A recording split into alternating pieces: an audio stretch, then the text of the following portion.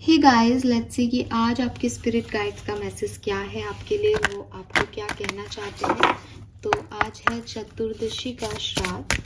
Let's see कि आज के दिन आपके एंसेस्टर्स, आपके स्पिरिट गाइड, वो डिजीज़ वन जो आपका बहुत ख़ास हिस्सा रहे हैं, आपकी लाइफ का बहुत ख़ास हिस्सा रहे हैं, लेकिन अब इस पृथ्वी लोक में नहीं है, उनकी तरफ से आज आपके लिए क्या मैसेज है।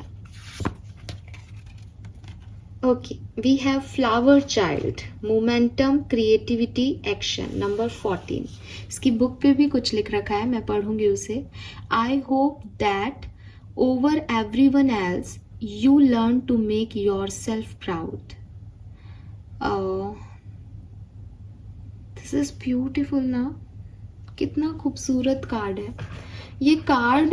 ये डेक मैं कम यूज़ करती हूँ, स्पिरिट गाइड्स के मैसेजेस के फॉर्म में ही मैं इस डेक को यूज़ करती हूँ। तो कभी भी पर्सनल रीडिंग्स वगैरह में मैं इस डेक को यूज़ नहीं करती, और नया ही है ये डेक। ये कार्ड मैंने पहली बार देखा है, जितनी भी बार मैंने इससे रीडिंग की है ये फर्स्ट टाइम आया है। नंबर 14, नंबर 5 आपके लिए सिग्निफिकेंट हो सकता है। जनवरी का महीना, अप्रैल का महीना, मई का महीना आपके लिए सिग्निफिकेंट हो सकता है।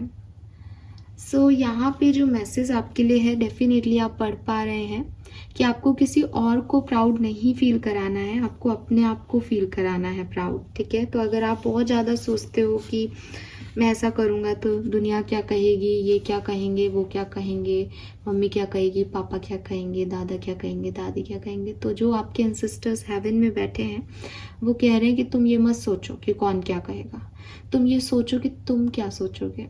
अगर तुम कोई भी एक्शन करोगे, मान लो आप कोई गलत काम भी करना चाह रहे हो ज़िंदगी में, तो क्या आप उसके लिए प्राउड होगे? आप उससे इसलिए मत डरो कि आपको सोसाइटी कैसे देखेगी गलत काम करने पे। आप ये देखो कि क्या आप उस पर प्राउड होंगे।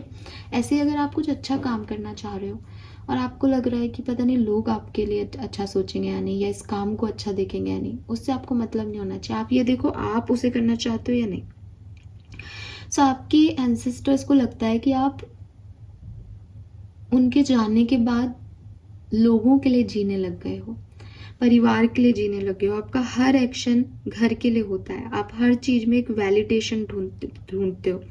आप अपने रहे ही नहीं, आप वैसे रहे ही नहीं जो जिदें आप उनसे करते थे, जैसे आप उनसे नाराज़ हो जाते थे कि मुझे यही चाहिए। आपका सारी चीज़ें दूसरों के हिसाब से होने लग गई। आपको लगता है कि वो क्या सोचेगा, वो खुश है या नहीं, ऐसा करने से घर पे क्या इफेक्ट होगा, ऐसा करने से परिवार कैसे चलेगा। तो वो आपके स्पिरिट गाइड्स, आपके एंसेस्टर्स आपको यही कह रहे हैं कि आप क्या चाहते हो, आप क्या फील करते हो, ये बहुत ज़रूरी है।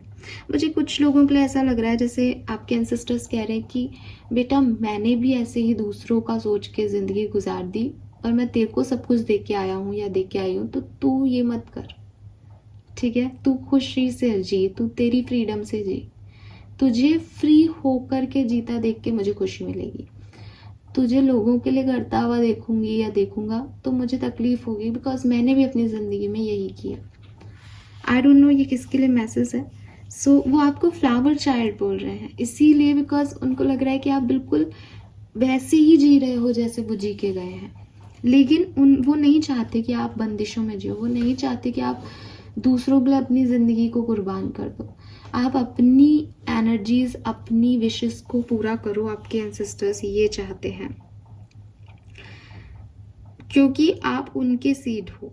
तो जो फ्लावर चाइल्ड्स होते हैं ना, फ्लावर चाइल्ड्स का मतलब कि एक फ्लावर है, वो अपने बीज उसी गमले में डाल देता है और उससे दूसरे फ्लावर्स उग जाते हैं। तो वहाँ पे किसी को किसी की डिपेंडेंसी की ज़रूरत नहीं है, वहाँ पे वो फ्लावर उगेगा ही क्योंकि उसके सीड्स स्ट्रॉन्ग है, क्योंकि उसका पेरेंट फ्लावर वहाँ पे है।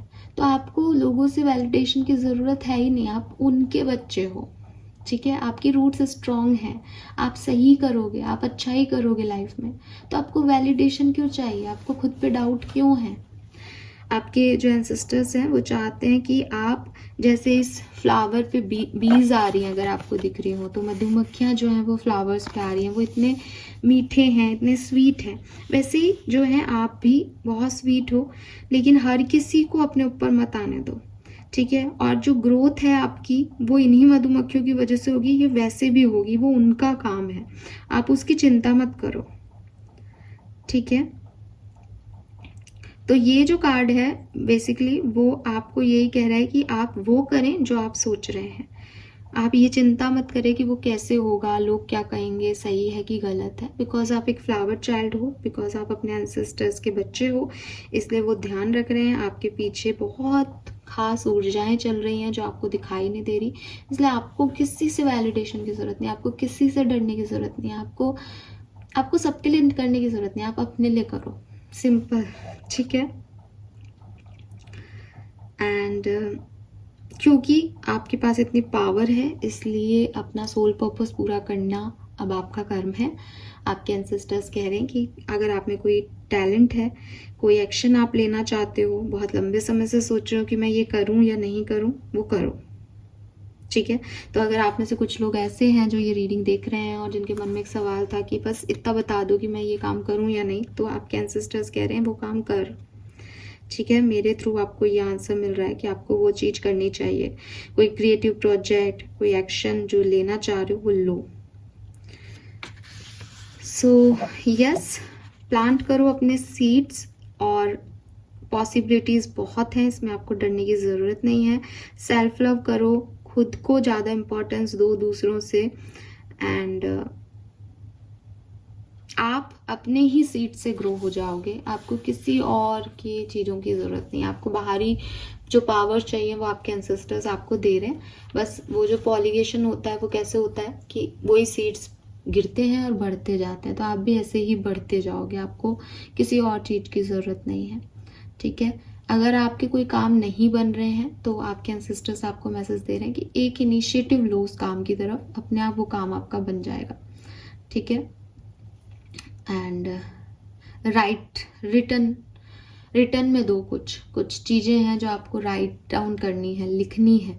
ठीक है, हो सकता है आपकी विशेष आप लिख के दो, या आप किसी को कुछ रिटर्न में लिख के देना हो तो लिख के दो, ऐसा कुछ हो सकता है। Yes, so yes that's it, ये मैसेज मुझे आज के लिए मिल रहा है। होप ये आपसे रेजोनेट होगा। थैंक यू सो मच मुझे सुनने के लिए। Bye bye.